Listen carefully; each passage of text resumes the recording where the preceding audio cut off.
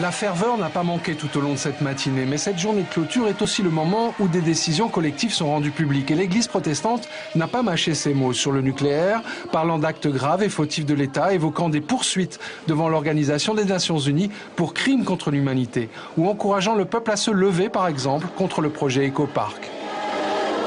Faire savoir à toute la communauté protestante que l'Église est vigilante et donc a un droit de regard sur la vie communautaire dans notre pays. Parallèlement à ces dossiers très politiques, nous avons rencontré des fidèles très attachés à leur communauté. Des paroisses ont mis en place des groupes de réflexion où chacun est supposé trouver sa place ou exprimer ses idées. Mais c'est le pasteur qui les guide, disent-ils, sur le bon chemin. Dans la paroisse, nous avons 4 chambres. Nous avons la cellule des enfants, des Habratapati, des Wiapi, des femmes, des Tohini, ainsi que des Happy Prométhée. Et puis, il est là pour chapeauter un peu, est-ce que vous avez pris la bonne décision ou pas. Et voilà, il nous aide à être meilleurs et plus performants. Un peu à l'écart, un groupe de jeunes exprime sa foi à travers des chants. À un âge où les envies d'émancipation s'expriment souvent, ils reconnaissent clairement le rôle éminent du pasteur. Le pasteur, c'est comme un prophète. C'est lui notre leader. C'est lui qui nous apprend tout, qui nous apprend qu'est-ce qu'il y a dans la Bible. Pour se libérer, le peuple maori doit être une sentinelle vigilante et le texte publié évoque la charte des peuples autochtones face à l'avidité des sociétés étrangères qui arrivent en d'incessantes vagues. Jean Théodour Hey, bonsoir. Alors, première question, vous parlez d'avidité des sociétés étrangères qui arrivent en d'incessantes vagues. Les termes sont lourds, les mots que vous avez employés aujourd'hui sont assez forts en sens. Ça concerne la décision au sujet du patrimoine ancestral. Le synode exprime sa satisfaction devant la décision prise par l'ONU que le patrimoine ancestral revient au peuple maori. Ce sont des termes que vous assumez, tous les termes que vous avez employés aujourd'hui. C'est dans notre communiqué, qui sont le gardien et le gestionnaire, selon la charte des peuples autochtones. Voilà. Merci pour cette première réponse. On passe à l'hebdo avec notre invité.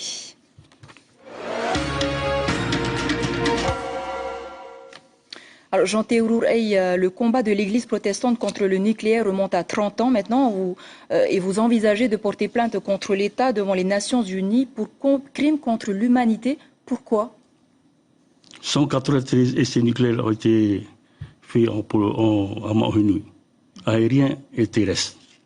De ces 193, pour le synode, tout a été contaminé, aussi bien la mer, la terre, le ciel, et même les hommes. Alors pourquoi ce combat aujourd'hui, 30 ans après, alors que ça fait longtemps que vous êtes au courant de tout cela ? D'abord, notre action à travers Moruru et Tato a été de soutenir les familles qui ont été malades liées aux essais nucléaires. D'après la CPS, il y a 16 400 Maori qui ont été malades. 7 dossiers ont été portés un peu aux tribunaux, mais 2 seulement ont été indemnisés. Mais justement, pourquoi est-ce que cette plainte viendrait aujourd'hui, alors que vous êtes un peu au courant quand même de cela depuis longtemps? Est-ce que c'est parce qu'il y a aussi l'association 193 des catholiques qui sont venus un petit peu souder, conforter cette association des antinucléaires? On a invité l'association 193 à nos synodes, parce qu'on a parlé du nucléaire. Mais quand on sait qu'il faut attendre 240 000 années que toute trace de radioactivité soit disparue.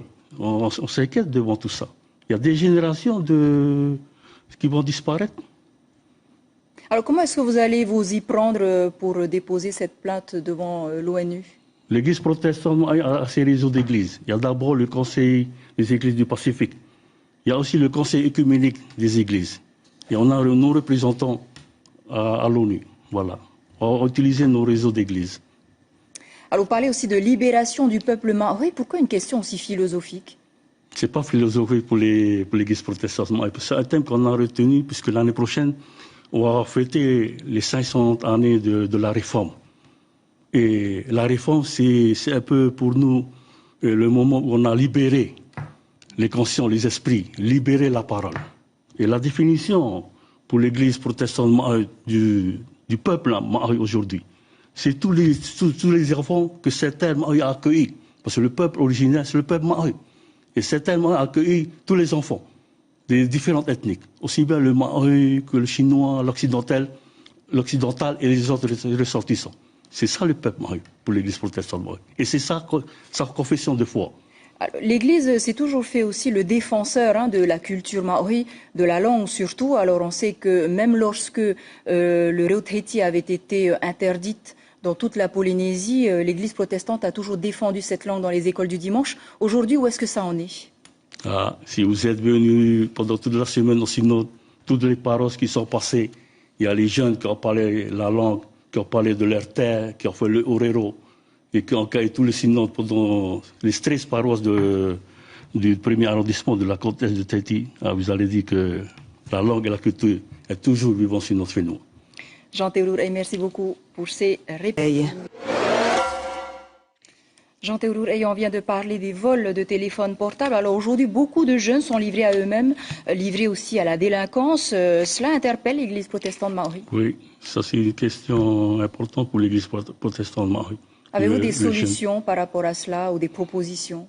On a un projet, la constitution d'un grand centre de formation à Tarawa, pour l'agriculture, tout ça. Il y a même le projet aussi de construire un centre de formation universitaire à Hurepiti, à Taha. Pour le moment, il y a aussi nos écoles.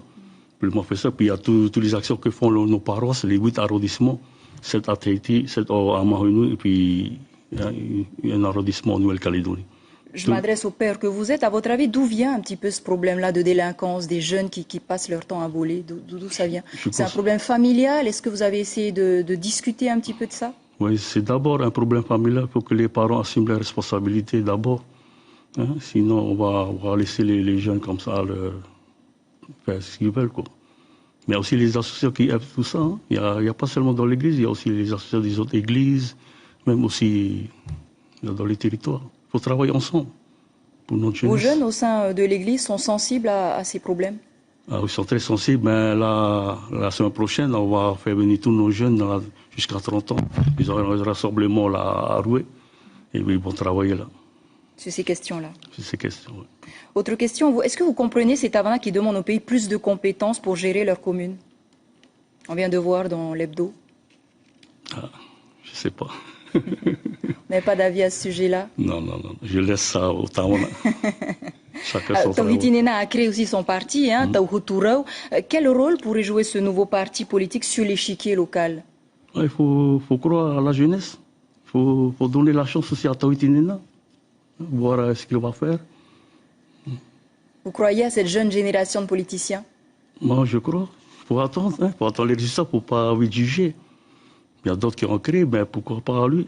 Il faut le laisser travailler. Puis on va voir après. Merci beaucoup, Jean Théodour, d'avoir répondu à nos